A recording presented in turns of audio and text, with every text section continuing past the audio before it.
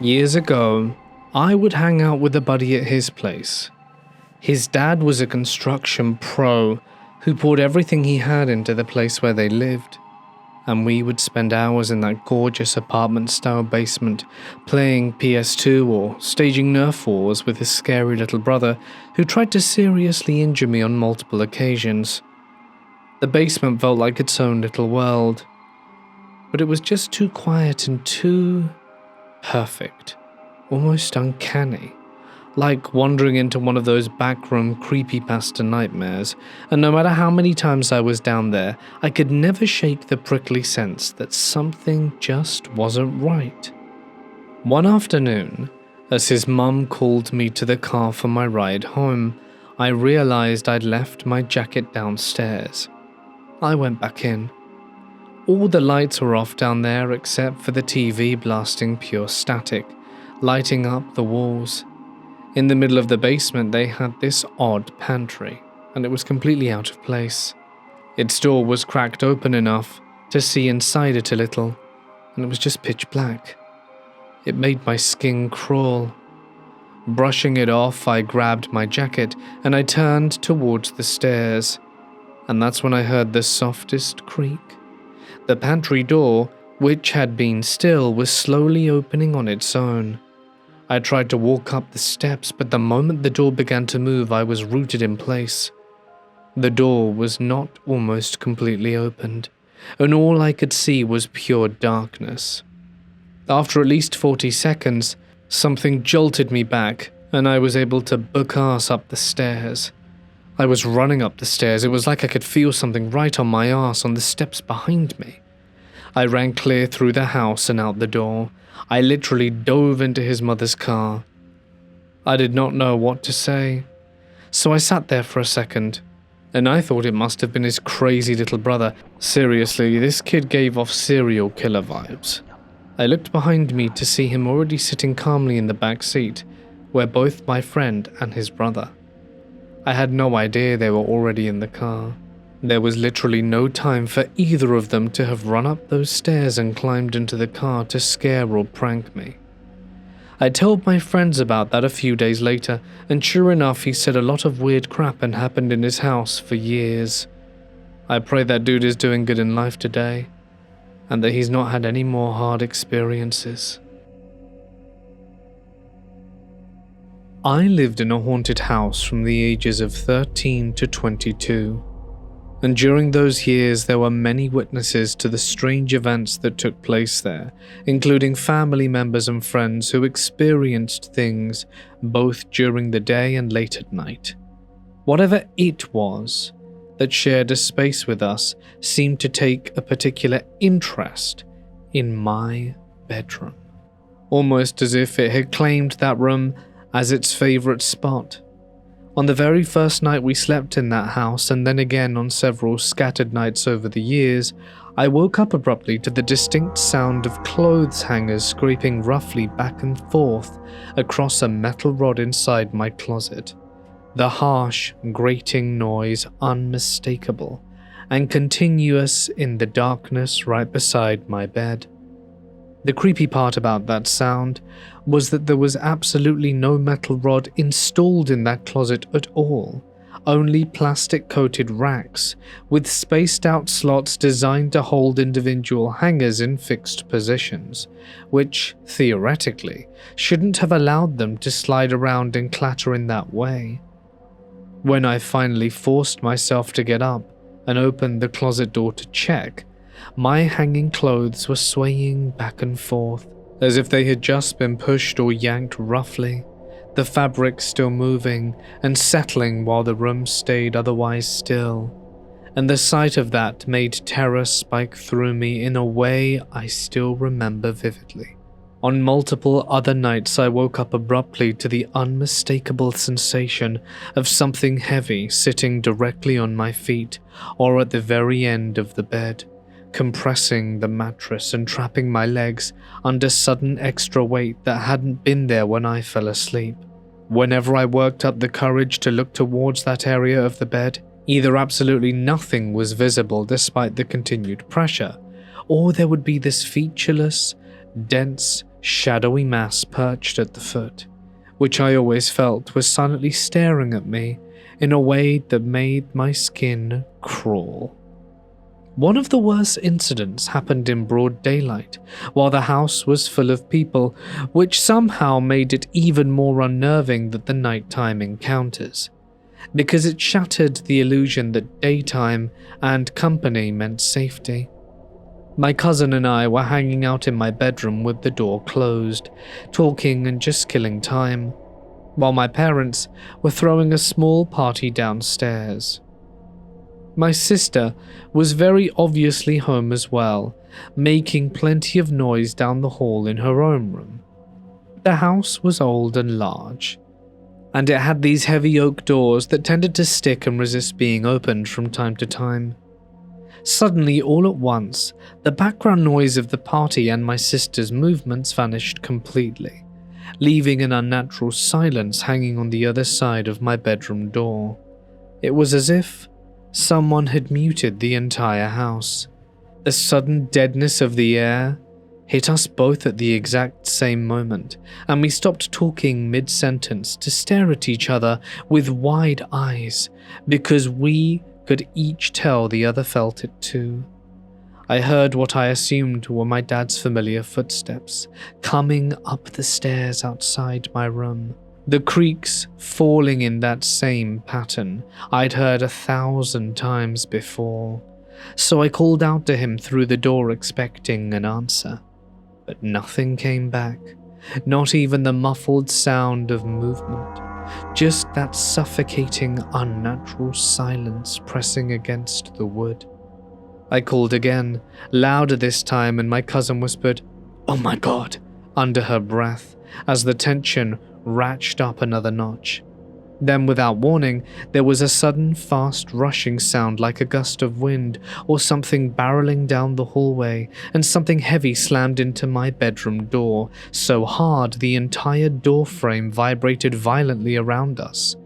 We shrieked at the top of our lungs from pure shock, clutching at each other in panic, and before we could recover from that first impact, it slammed into the door again with such ferocity that a visible line, long, jagged and cracked, split down the center of the thick oak panel, as though the wood itself were being forced apart. We screamed even louder, grabbing each other and crying hysterically. And then, just as suddenly as it had started, the episode ended, and we could once again hear the party downstairs, and my sister moving around down the hall, as if nothing had happened at all. We yelled over and over for our parents and my sister, but apparently no one heard us through the house. So eventually we gathered enough courage to open the door, slip into the hallway, and bolt down the stairs to the party, where everyone looked up in confusion at the sight of us arriving tear-streaked and shaken. None of the adults or other guests had heard any slamming, rushing wind, or screaming, and they seemed genuinely surprised to find us so upset, insisting the last several minutes had been completely ordinary. No one believed our story, especially my sister, since she claimed she hadn't heard anything at all. But the long split down the center of that heavy oak door is still there, as physical evidence even now. I remember hearing and seeing that wood crack in real time under the impact, and although my dad later shrugged it off by saying we simply must have never noticed the crack before that day, my cousin and I both know exactly what happened. And 30 years later, she flatly refuses to even talk about that afternoon, or the house at all. My room was not very large at all. Just a typical square space mostly taken up by a dresser standing against one wall, and a bookshelf and a TV stand combo over by the corner. That was when my twin-size bed sat right in the middle, bisecting the room cleanly, separating the entrance door from the sliding door closet on the far side. I liked having the fan on back then since I was young, and it helped me sleep through the warm nights. I had one of those long extended chains hanging from the light so I could turn off the overhead light easily while keeping the fan spinning steadily above my head without missing a beat. So I was in my room messing around not long before bed that evening, playing like always. That was when I always stayed an active kid growing up, never anywhere in the house without a trusty toy sword or some toy sword standing close at hand. Tonight was no exception to that habit of mine, carrying through sword grip tight as I moved around the small space carelessly. I do not remember exactly why I swung it that hard, but my sword struck the chain next to the light dead on, sending it whipping up unexpectedly into the air above. Now anyone who's ever accidentally whacked their own chain knows what comes right after without fail. The chain went flying up, wrapping itself endlessly around the light fixture up there, turning off all the lights suddenly in one twist. So in an instant, I stood plunged into total darkness, thick all around me, pressing close from every side. That was when, annoyed, I clambered onto my bed quickly, starting to reach up tentatively with one hand stretching high. I did not want to stick my fingers into the fan blades spinning steadily overhead at all, but needed to get really close just to begin untangling the mess above. I froze solid when I heard a shuffling sound close by, followed by a low groan echoing soft in the stillness with me. It sounded like the closet door sliding open on its own. That was when I kept trying to reach up carefully despite my heart picking up speed, and now the hairs on my arms stood straight on end, prickling cold. The groan of the door finally stopped after dragging along, but what replaced it was a heavy, throaty breathing sound that filled the dark space. So I imagined it, of course, like any kid would in the pitch darkness, since what boy did not have an overactive imagination? All the same, I felt terrified, unable to shake it off easily that night. That was when I gave up untangling the chain halfway through and reached instead for the top, where it fed straight into the light fixture instead. Now the breathing came closer, steadier, my brain supplying louder sounds and horrifying images of whatever crept towards my bed slowly from the closet side. I found the chain end finally and pulled hard, knowing I did it right that time for sure. That was when I heard the click, but the light stayed off and the dark was pressing in. Perhaps I just wanted it so bad in my panic rising fast, so I pulled it again harder and then once again desperate with no flood of lights banishing my fears away. Surely the chain wound too tight around the fixture to activate properly on the first try. I couldn't wait another second to find out. I was too exposed. I dove off the bed fast, lunging straight for the door handle. That was when I flung it open, letting hallway lights spill in, and I ran across the floor. I whirled around so quickly, toy sword in hand, ready to swing. But nothing stood there waiting in the gloom. That was when the room looked normal enough. A bed, dresser, bookcase with my TV and Xbox perched steadily on top waiting. No monsters hid anywhere in plain sight. I re-entered the room carefully and climbed back onto the bed steadily, with the light feeding in from the corridor, and reached up higher now with the hallway light helping me clear my mind. And then with a loud click overhead, the light turned on, flooding the room in bright light. Once the light had re-entered the room, I told myself it had all been in my head. At least, until I looked over to the closet door, which now stood completely open, with no way to have done so by itself. I have no explanation for this, and I don't even want to try. This happened to me in the early 2010s, when I was just a toddler, no older than 4, living in a modest trailer park nestled in the northern Illinois suburbs alongside my hardworking mum, my cheating deadbeat dad, and my 4 siblings who formed our family dynamic at the time. My father spent most days sneaking around cheating on my mum, while she slaved away as the breadwinner of the family, juggling exhausting day shifts followed by grueling night work, trusting him completely to watch over us kids during her long absences, though he predictably did the exact opposite.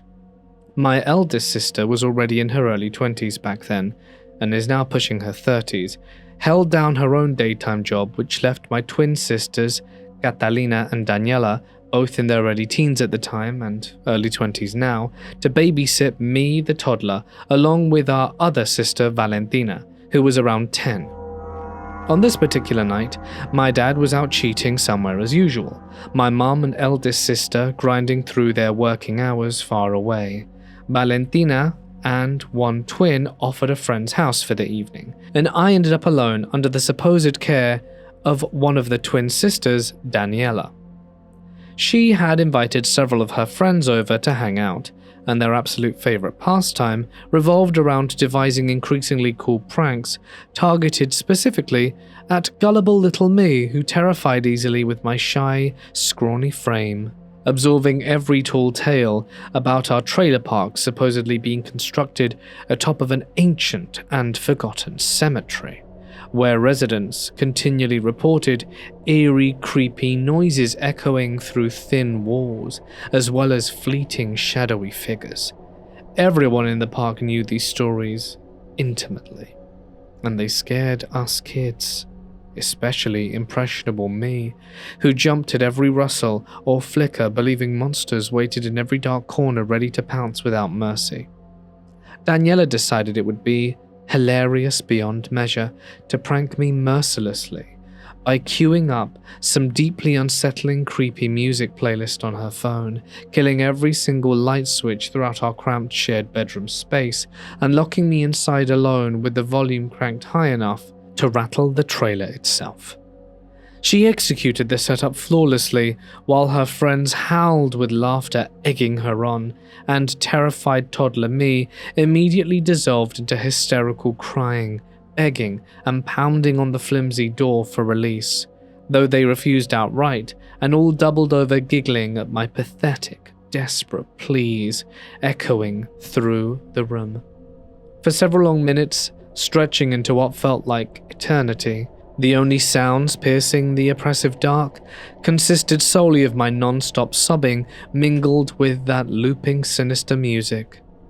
Everything changed dramatically, however, when the phone's creepy music cut out abruptly, plunging the room into total, suffocating silence.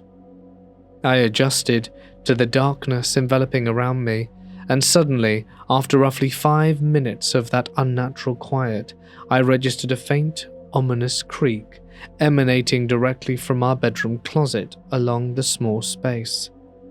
The groan of its door beginning to ease open inch by inch, which should have been proven utterly impossible given how ancient and broken that specific closet door truly operated in our decrepit old trailer. No child, not even a full-grown adult, could muster enough force to budge it even slightly, since it jammed stubbornly. There was no way it was a draft or any storm wind or other unnatural force, while the bedroom's lone, narrow window remained firmly shut tight and double-locked from earlier that day. I specifically recalled begging my mum earlier that afternoon to please close the closet door completely, because it had always emanated this profoundly weird, wary feeling, radiating unease whenever left ajar, so she obliged, securing it shut tightly herself, ensuring no one else entered our room before nightfall. Daniela lacked the raw strength necessary to pry it open solo, even summoning every ounce of teenage muscle she possessed, and, crucially, no other person occupied the confines of the locked bedroom. The impossible motion terrified me utterly, sending me into fresh paroxysms of fear, banging and clawing at the bedroom door, while shrieking through convulsive sobs, because something sinister lurked inside that closet and was coming for me. Daniela, knowing full well that the closet was almost impossible to open, scoffed at my pleas, thinking it was designed to scare her, or have pity on me, of which there was none. Then, without further warning, this full-blown monster materialized completely, emerging from the closet, its yawning maw stretching ceiling-level high, crowned with massive sprawling antlers. There was really no body form, but I could see its arms and legs. But the strangest part was that it was like tree branches were sprouting everywhere on and off its body, completely covering it from head to toe. And I could barely see the two tiniest dots where its face would probably be. When I saw it, my heart sank. I was petrified with fear to the point where I could barely move, and I mustered everything I could, panicking, trying to open the door, but the more I tried, the more my sibling and her friends laughed at me. I whipped my head frantically, alternating between the door's mocking wooden grain and the encroaching abomination making its way closer to me. It never truly walked, but loomed directly in my direction, inch by inch. Interminable frozen staring contest, stretching seconds into eternity. Then I squeezed my eyes shut. Then, suddenly, powerful hands yanked me backwards, violently ripping me free from paralysis, and I snapped my eyes open, discovering Daniela clutching the back of my soaked shirt, hauling me bodily through the now swinging bedroom door, having finally grown alarmed at my unnatural, complete silence, following the non-stop shrieking and pleas. She steadied me roughly as I nearly tumbled forwards from leaning so heavily against the door, immediately demanding what the hell happened to me inside to reduce me to such ghostly pallor and trembling. I babbled the entire horrific sequence. Turning on the harsh overhead light revealed our closet door appearing deceptively completely shut, but upon closer inspection, it had actually been opened slightly. I insisted vehemently that this ajar proof validated every word, absolving me of the sin of fabrication. Yet, despite knowing deep down the closet's legendary immovability required superhuman force, she slammed emotional shutters, refusing point blank to entertain anything I'd said. For years afterwards, whenever subsequent paranormal encounters plagued me, turning me repeatedly into wide-eyed witnesses, I defaulted stubbornly to skepticism and gaslighting my senses, thanks to that formative betrayal, until finally confiding the full story to my mum many years later, when her face drained utterly. She revealed that the precise creature I described matched verbatim the nightmare apparition my other twin sister, Catalina, had tearfully confided seeing peeking menacingly through her bedroom window every single night, alongside identical stalkings emerging from her own closet, cracking open during the sleepless nights.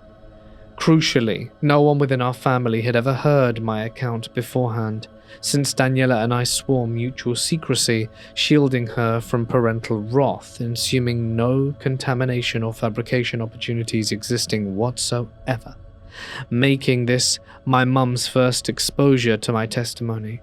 I accused her of fabrication, but she swore that Catalina described the towering antler figure, wreathed entirely in sprouting tree branches, glaring balefully through glass and closet alike, terrorizing her so much she abandoned our shared bedroom entirely, fleeing to the couch or parents' room nightly, until we vacated the cursed trailer park permanently.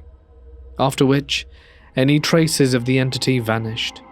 What precisely haunted our closet, targeting specifically me and Catalina with such obsessive demonic fixation? I do not know. A forest demon? A Wendigo? Skinwalker? Or some unimaginable indigenous horror, eternally tied to the land? Mum and I occasionally revisited the trailer park, as we had friends there, and our specific yellow trailer mouldered, perpetually vacant, and abandoned like a plague-stricken ruin, avoided by all neighbors, for reasons they never specified. If anyone has any insight on what I saw, and my sister, I'd love to hear it. I was 3 years old and living with my mum in a cheap single-wide trailer parked in a really crappy trailer park out in the middle of nowhere. That was when Mum worked 2 jobs flat out, just to keep us going, and went to cosmetology school at nights after Dad left us high and dry without looking back. So I stayed overnight with my aunts a lot during these hard days, since Mum pulled graveyard shifts, leaving her wiped out come morning light. Next, she'd pick me up from my aunt's house around 7 a.m. One day, tired from another long haul, we drove back to our trailer slowly, and I remember immediately not wanting to go inside, begging to ride my bike, but my exhausted mother just wanted to go to sleep. So inside we went, and she lay in bed. I sat up watching Barney for a while, but being the kind of toddler I was, I kept waking her up asking to go outside to ride my bike, which we usually kept in my room because if we left it outside, it would get stolen. I told my mum I didn't want to go play in my room, so I asked to lay with her. While we were laying there, for some reason I told my mum there was someone in my closet and he wanted to hurt me. I have no idea how I knew that. I don't even think I went into my room that day.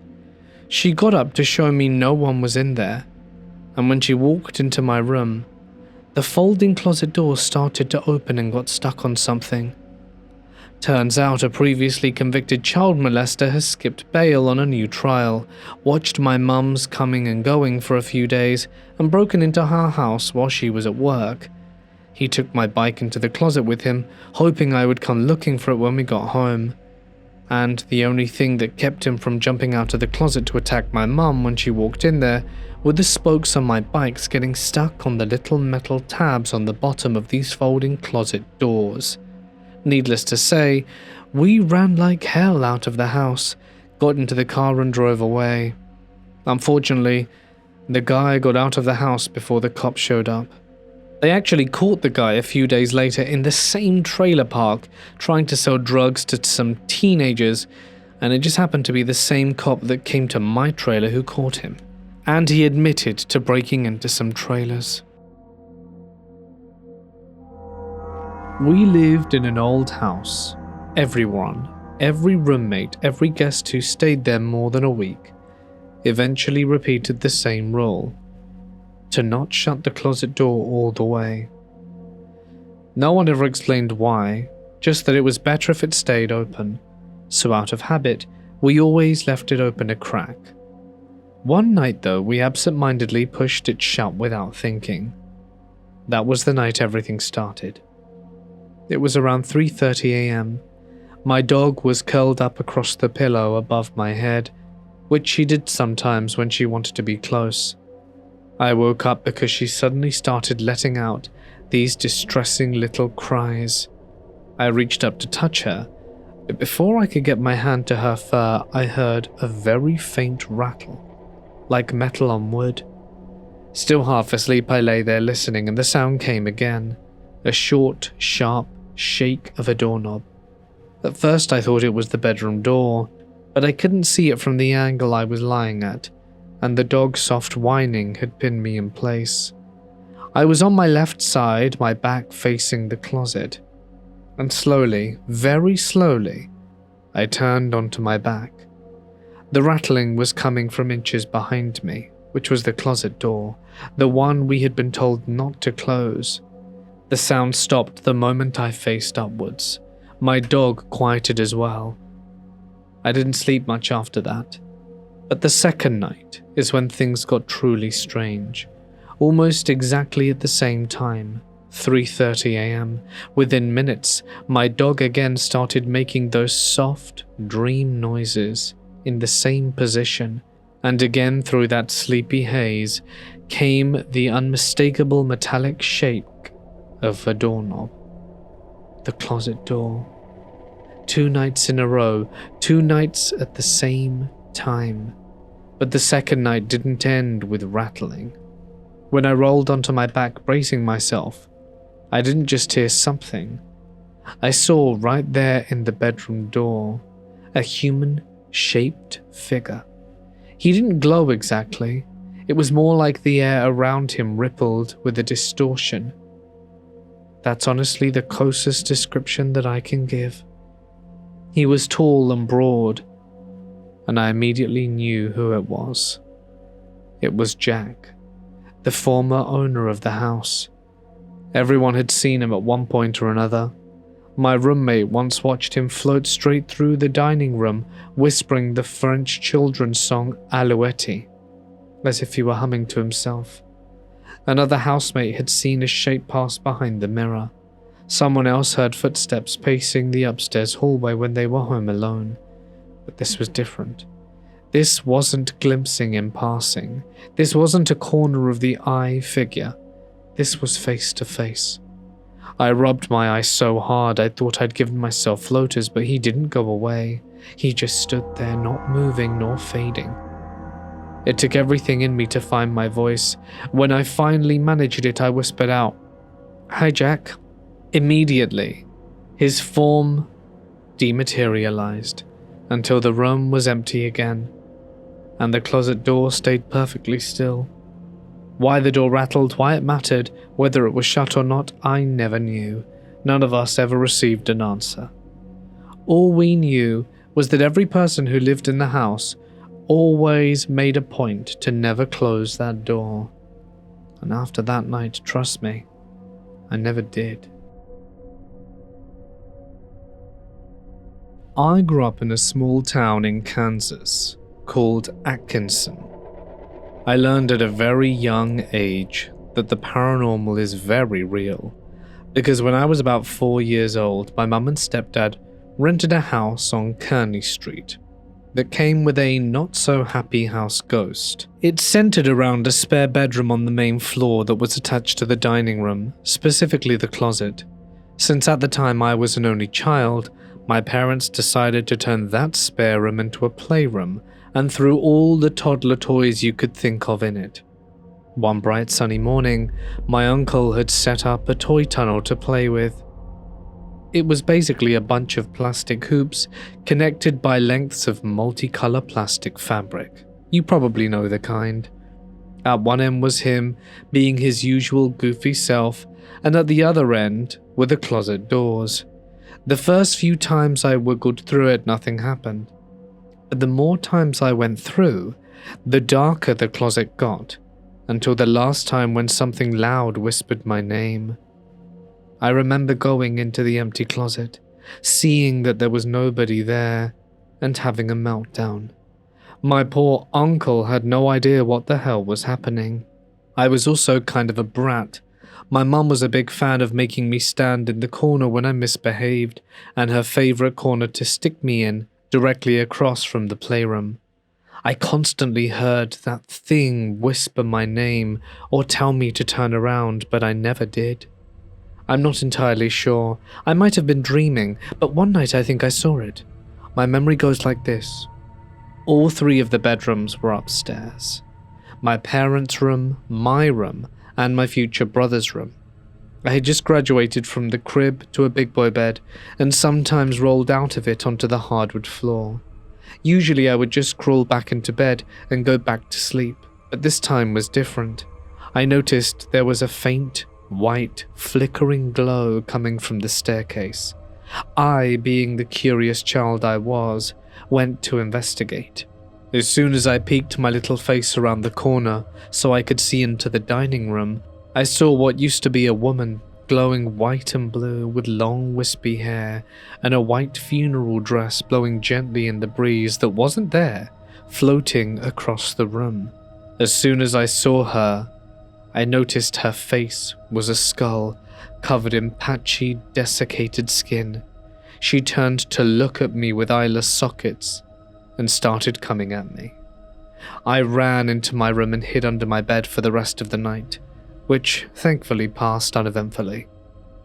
I woke up the next morning to my mum pulling me out from under the bed, thinking I had rolled out again and fallen back asleep on the floor before I could get myself resituated. I looked back on it now and see that it's probably what happened. but the memory of that thing in the dining room is seared into my memory.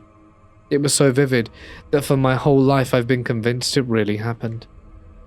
Today, the lot where the house stood is just a strange alley that leads from Kearney back to another alley at a T-section. The events I've mentioned took place in '82, and I will carry the memory of them forever, but they were only the beginning of my tale. We closed on a house about a month ago, and since then, we've completely gutted it.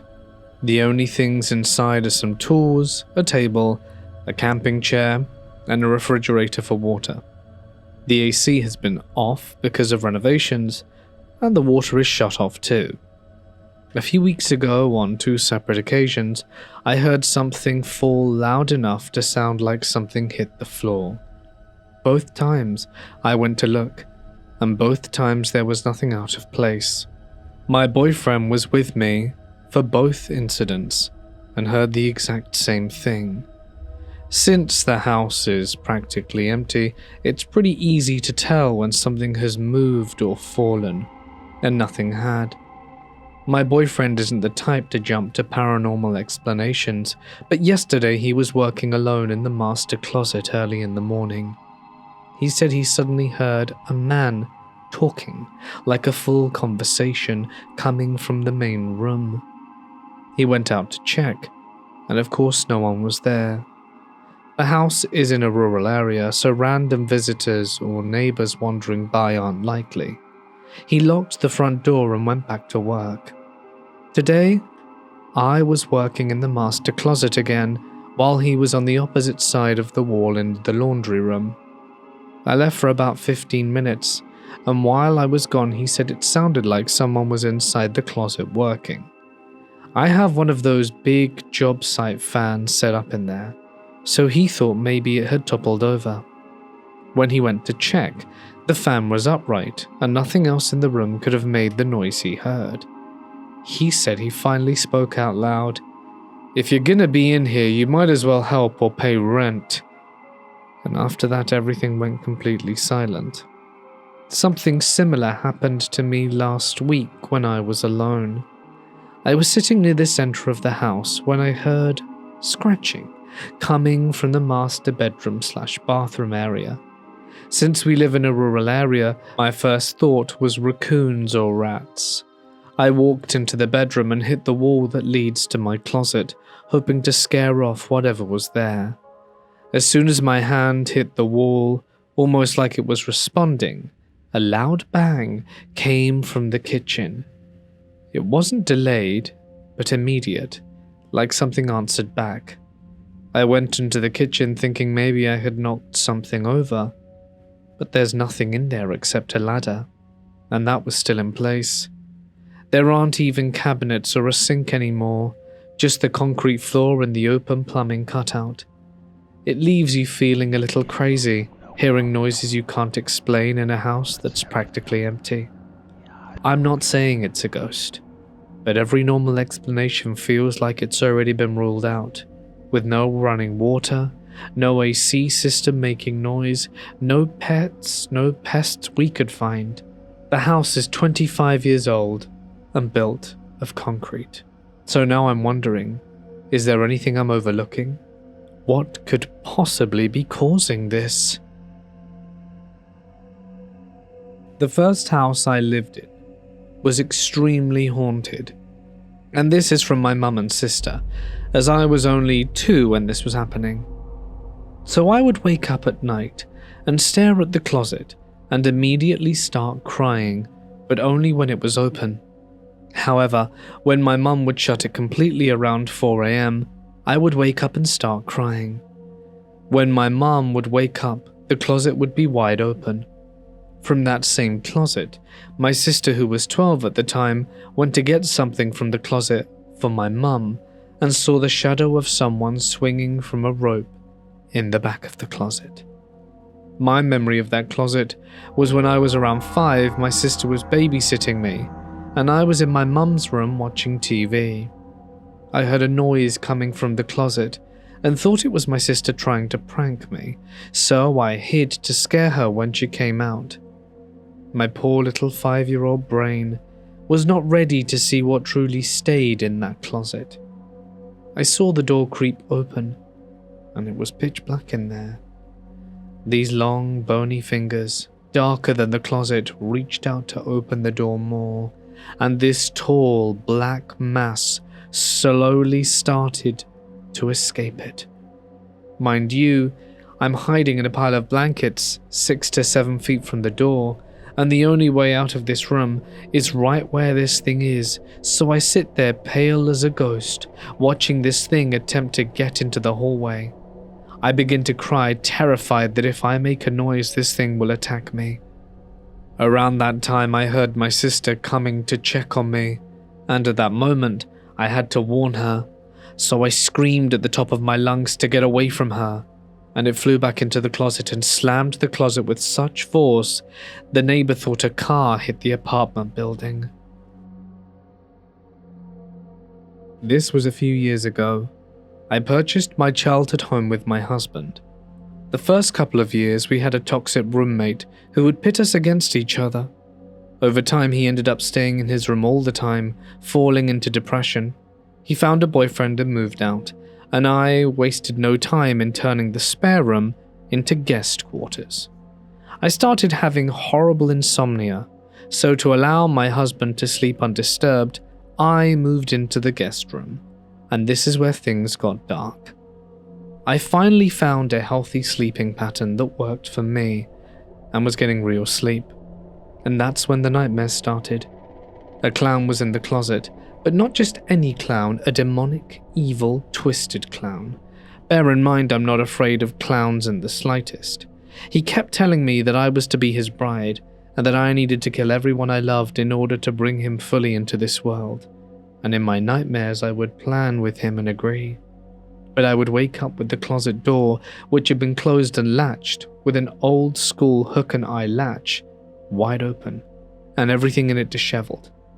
I feared the ex-roommate's depression had opened a doorway for darkness to enter, as he was in a vulnerable state when he occupied the room. After weeks and weeks of those nightmares, every night, I decided to cleanse the house. I opened the front door and burned sage. My husband and I both have indigenous ancestry, so the burning of sage is a cleanse our ancestors held sacred. I started in the attic, making certain the smoke touched even the darkest corners and cleansed room by room. When I began in the spare room, the light bulb exploded, the doorknobs rattled. I didn't stop. I pushed until I felt the energy leave the house. My husband, who was outside with our dog, knew when it was over. I never said a word because he saw the darkness shoot out the front door. We've had no issues since.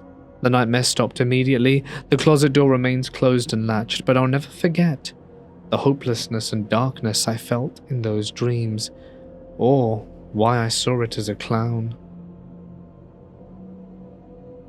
Years ago, I rented a small apartment during one of the hardest periods of my life. The place wasn't bad at first glance, tiny but clean enough. It had this narrow hallway that ended at the kitchen, and right there was a pantry closet with one of those motion-activated lights.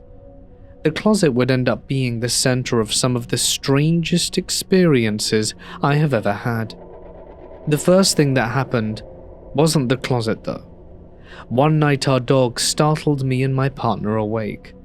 He was normally calm, and definitely not the kind of pup to bark without any reason. But that night he went absolutely wild. He leapt off the bed, stood at the foot of it, and barked and snarled at what looked to us to be empty air. His entire body was tense. We tried to calm him down, but he wouldn't stop staring and growling at that exact same spot, right at the end of our bed, until finally he just collapsed in exhaustion. A few nights later, the closet started acting up.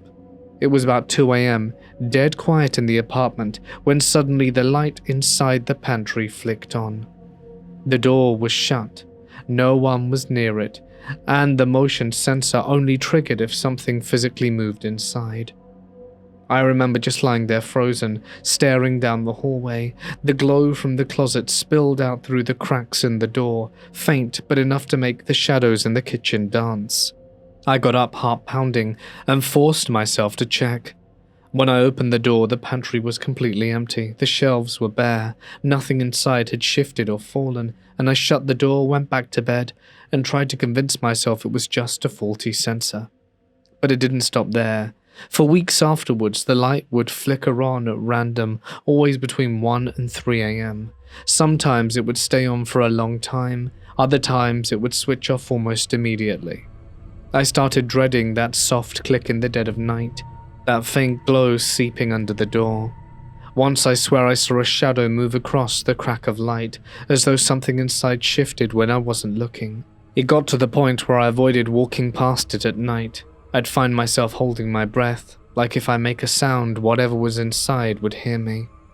I've heard theories about things like this, spirits that drift through, shadows from other places bleeding into ours. I don't know what to believe, but to this day I can still picture the closet door glowing faintly in the dark, and that feeling, like something was just standing on the other side, waiting. A little context at first. My stepmom and I, back then, did not get along very well. That was when my dad divorced her eventually and had a different woman move in with us while we stayed put, getting along great with her right from the start. It was the summer before 8th grade, when the three of us, Dad's first stepmom and I, settled into this 3-bedroom house that looked pretty nice overall from the outside. My best friend and I got really excited about it, since my room became bigger than before with more things to do inside now that I was more spread out. Now, in the corner of the hallway right where my parents' door sat, was always very dark, abnormally dark, and eerie, pressing in heavy. I had to walk past it every time to reach my room or head back to the kitchen. So within the first week of living there, I started hearing scratches in the walls between my room and the office, faint and consistent night after night. Anytime I stayed in the living room, something thudded loud nearby. Now, having 2 cats around meant I wasn't so unnerved by this, since they knocked things over playing or jumping high onto shelves often enough. I often ignored those sounds, brushing them off as just feline movement, and wouldn't bat an eye. Well, one night I came home from a school dance, carrying a bright star balloon, and gave it to my stepmom for no reason, just feeling nice. That was when she told me to put it in her room simply, so I carried it down the hall. Next, I tucked it into her closet since both parents had separate ones built in deep. And the 2 of us forgot about it completely after that moment passed. 2 weeks later, she got home from work before I returned from school that afternoon, tired. That was when I walked in, and she confronted me, asking if I'd left the balloon in the hallway in plain sight. So me being confused, with no memory of any balloon at first, I walked into the hallway to check for myself. And there sat the silver balloon, fully inflated in the center of the hallway, still floating. I racked my memory and told her that it came from the school dance weeks ago. And that was when we both knew it was very unlikely, since it had to have passed through 2 closed doors in our AC, and it was too weak to push anything like that around. But we both agreed that it was simple enough, and forgot about the oddity, pushing ahead like normal. Cut to a few months later, when my stepmom came up to me suddenly explaining what had just happened in her room alone.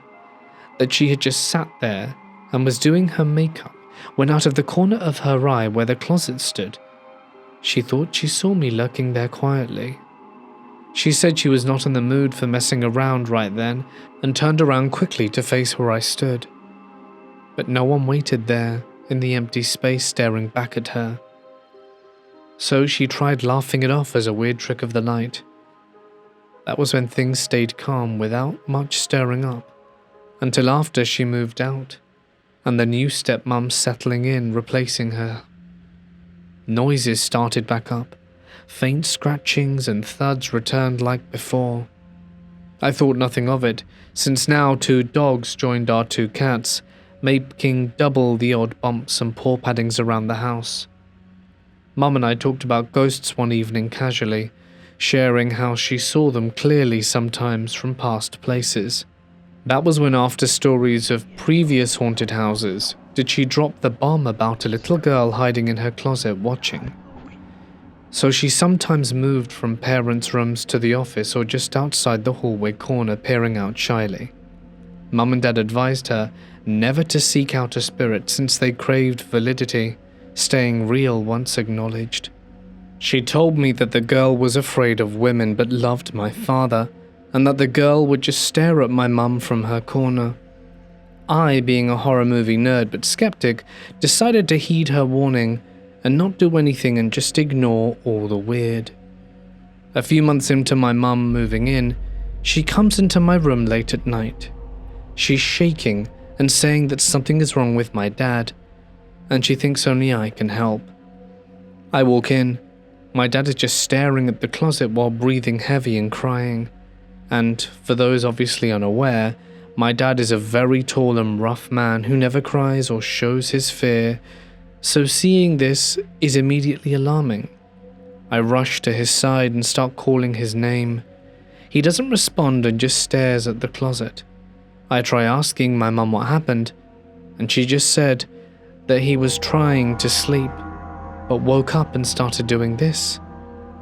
I wanted to try and get him up and get him out the room. Once he sat on the couch in the living room, he started coming to and asking why he was there and what had happened. He insisted he go back to bed despite our protests. The cycle of him going to bed, then start gasping and crying, then coming into the living room continued till we brought him to the porch outside, where he said he felt clearer, but that it also felt like someone was hugging him like a child. He said he felt the little girl's sadness and that she was calling to him. He again went back into the room and started the cycle, but when he came into the living room, he started getting violent, demanding to go into the room and that she needed him. That she was crying for him. My mother blocked the door into the hallway with a Bible and cross in hand and said he wouldn't pass. My father then said that he would get into that room sooner or later. This was way out of my dad's personality. Anytime my mother would come near him with the Bible and cross, he would tell her to get away, that he didn't want her near him, that he needed to go into the room because that was his room. Eventually he made a deal with us, that if he could talk to the girl, that he would do what we wanted, that all he needed was to talk to her. We begrudgingly let him, and we were told to stay in the living room. And after 5 minutes he came back out completely fine.